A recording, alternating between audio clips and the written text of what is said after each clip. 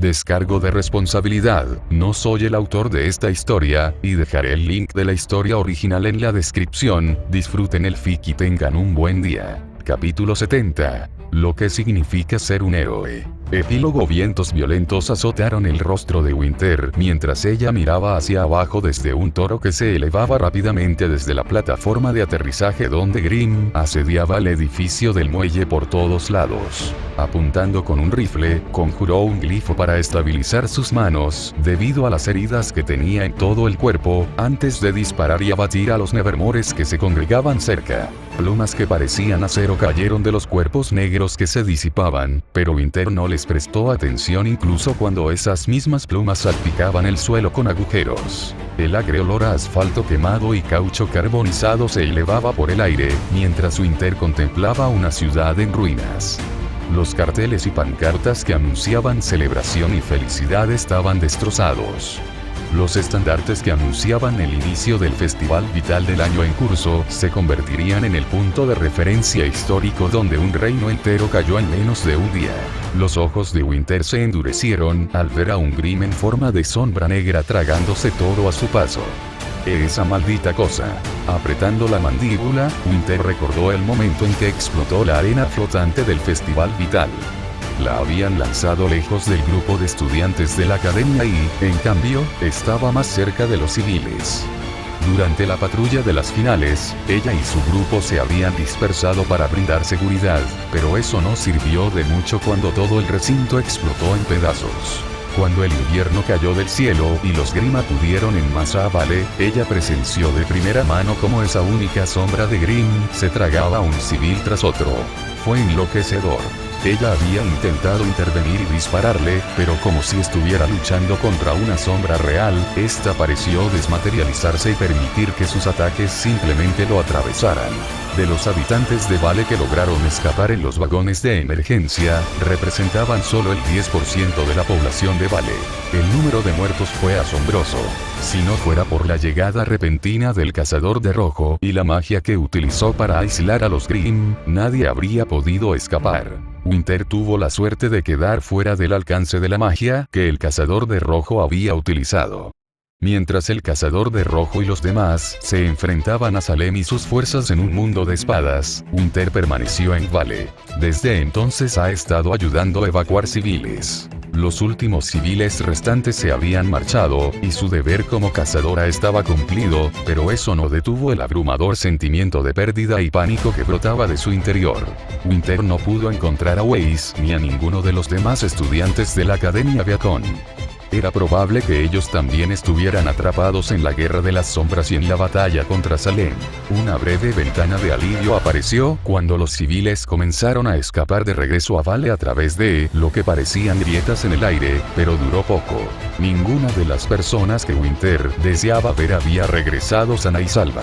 Purgándose los labios, Winter permaneció obstinada mientras permanecía de pie al lado de una cabeza de toro abierta. Deja de mirar y cierra la escotilla. La voz de un piloto resonó desde un intercomunicador en el muelle de carga.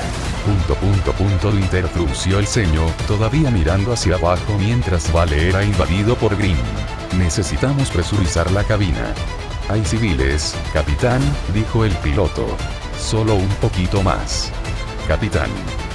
Subiremos de altitud en un minuto. No hay tiempo para demoras. Miren al horizonte. Winter levantó la mirada y se estremeció. En el horizonte, cada vez más Grimm invadían el valle. Los Grimm mayores, los más ancianos de todos, también se movilizaban. Enormes Goliaths marchaban en tándem, con su peso sacudiendo la tierra y abriéndose paso a través de todo lo que se les cruzaba. Esperaremos al general, insistió Winter con los puños cerrados. Entendido. El intercomunicador quedó en silencio. Winter respiró temblorosamente. Aún había tiempo. Tenía que haberlo. Con los ojos cada vez más rojos, Winter ignoró sus heridas y continuó observando el área bajo ella en busca de señales de su superior y su hermana menor. Su atención estaba en el lugar donde el cazador de rojo se había enfrentado inicialmente al enemigo con Ospin y los demás cerca. Esperaba que aparecieran en el mismo lugar que el cazador de rojo tras lograr la victoria contra Salem.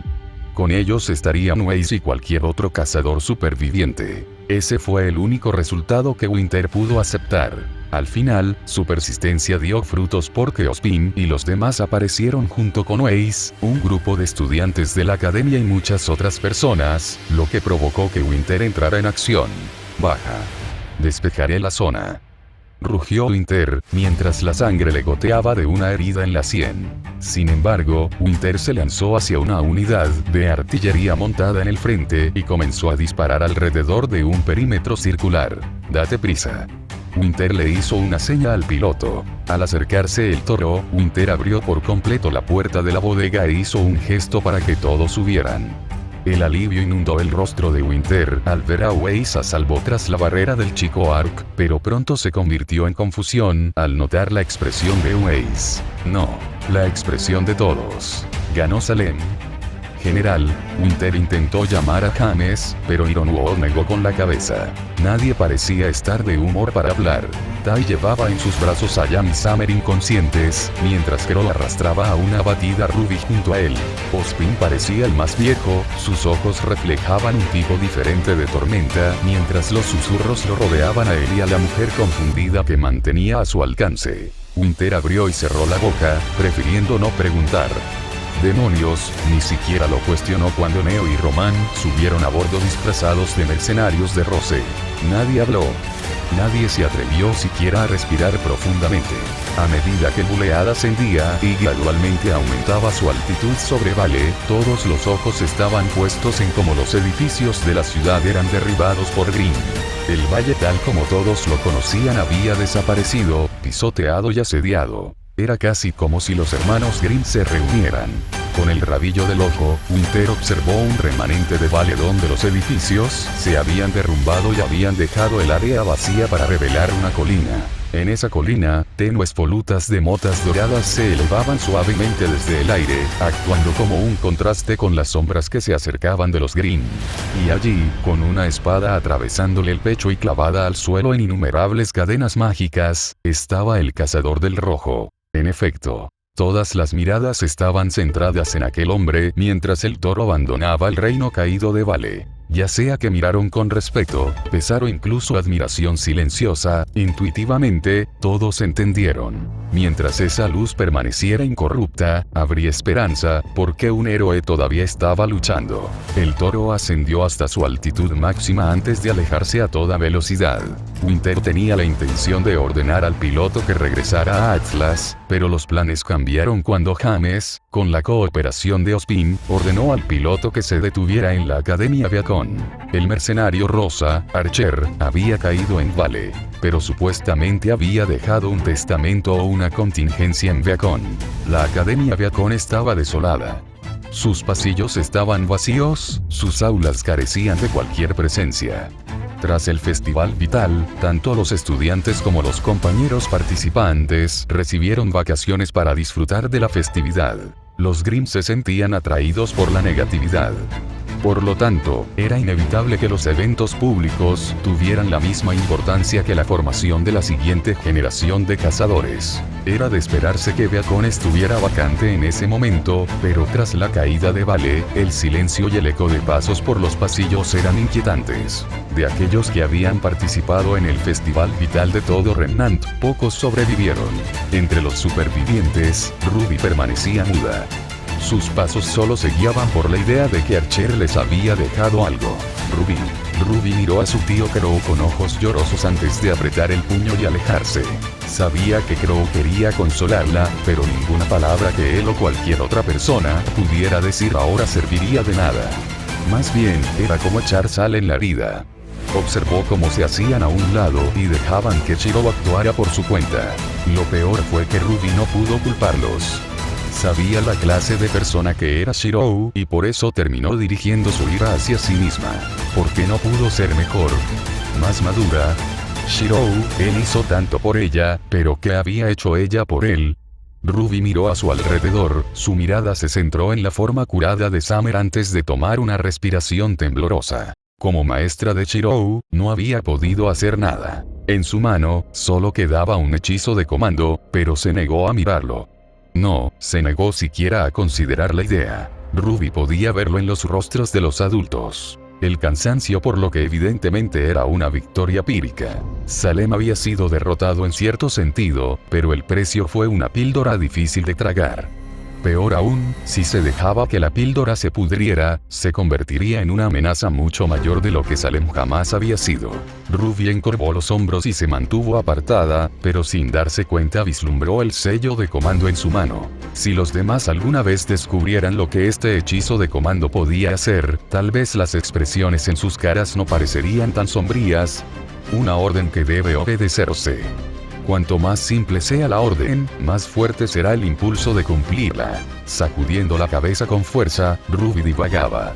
Sin embargo, Ruby desconocía que no era la única que conocía la naturaleza del sello de comando que aún conservaba en su mano. Summer prácticamente había estado con Shiro y Ruby desde el principio. Ella también conocía el poder del sello. Y por supuesto, Shiro también lo entendió. Ruby ni siquiera podía descartar que Shiro ya hubiera considerado este aspecto desde el momento en que decidió actuar. Que, como mínimo, si estaban al borde del fracaso, existía una medida de seguridad que podía matarlo. Ruby reprimió el gemido que amenazaba con escapar de sus labios, pero la ansiedad que le producía todo aquello le hizo doler el estómago. Cabrón. Asesino. Ruby se sobresaltó como muchos otros. Yang se había despertado de la inconsciencia. Una conmoción resonó tras Ruby, atrayendo muchas miradas hacia Tai, quien luchaba por contener a un enfurecido Yang. Tormentas de relámpagos y llamas obligaron a todos los que estaban cerca a retroceder varios pasos, mientras el cabello rubio de Yang se consumía en un carmesí rojo sangre. Yang apretaba los dientes con tanta fuerza que se le oía el rechinar de las muelas.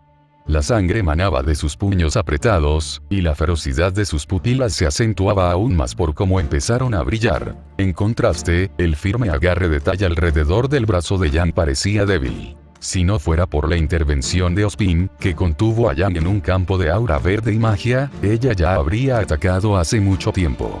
Yang, Black intentó hablar, pero no hubo manera de apaciguar a la chica mientras las lágrimas corrían por el rostro de Yang. No tenías derecho a decidir. Sollozó Yang, cayendo de rodillas. No tienes derecho. Lloró. Volviéndose hacia el destinatario de los gritos de Yang, Ironwood permaneció impasible mientras Winter enderezó sus hombros y se preparó para defender a James en caso de que Yang se liberara. Lo mataste, dijo Yang con la mirada. Vale a menos que mi madre. Fue eso. Lo hizo por todos nosotros. Por ti. Y lo apuñalaste por la espalda. No se lo merecía. No lo merecía. Muchos perdieron el contexto, pero quienes lo sabían quedaron profundamente aturdidos. Al fin y al cabo, era cierto en cierto sentido. Dudaron cuando Summer fue quien sucumbió al control de los Green, pero cuando Archer la salvó y se sometió a la misma calumnia, fue asesinado a tiros. Ironwood no se disculpó. Él también se había sentido inseguro, pero eso no cambió su decisión. Una cosa era que Summer cayera en la oscuridad, pero si Archer, un hombre directamente emparentado con el cazador de rojo, hubiera sido ennegrecido, el daño habría sido demasiado grave. Los resultados actuales lo demostraban. La sombra de Grimm solo había tomado el cadáver de Archer como huésped, pero aún así, tenía la capacidad de llegar a Salem. ¿Qué más podría haber hecho si Archer no estuviera ya muerto? Pero ¿podría James tener la esperanza de razonar con Yang ahora? La chica parecía dispuesta a descuartizarlo en su dolor.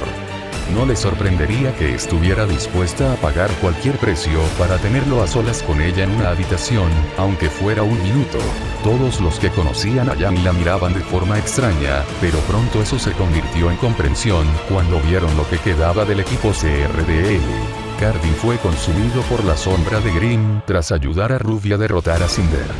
No quedó ni un cuerpo. Era evidente que Yang había perdido a un ser querido en el ataque, y eso era comprensible.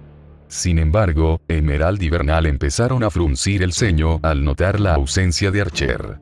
Empezaron a pensar, pero el tiempo seguía su curso. James miró en silencio a Yang mientras ella se enfurecía y le gritaba blasfemias, lo que provocó que Winter hiciera una mueca. Sin embargo, James le dio la espalda y siguió avanzando. Te estás yendo. Vuelve aquí. ¿Crees que voy a dejarlo pasar? Bastardo sin corazón. Las venas de Yang se le hincharon en las sienes. Si no fuera por su propio padre Jospin, ya habría estallado. Con la mirada perdida ante la escena, Ruby se tragó el gorjeo. Era otro cambio en la cronología que había leído. Pero ahora, la discrepancia apenas la hacía parpadear. La única razón por la que a Ruby y a los demás se les permitió ir con los adultos al estudio de Archer fue porque el cazador de rojo había insinuado la próxima generación. En efecto, lo que el grupo encontró al llegar al antiguo aula de combate que Archer había tomado después de que Glinda muriera fue nada menos que impresionante. Dentro había una colección de todos los artefactos mágicos que Archer había reunido y revelado en su clase especial. Además, cada uno parecía estar destinado a personas específicas. Incluso Raven Branwen consiguió su deseo cuando miró la lanza roja que había codiciado desde el principio.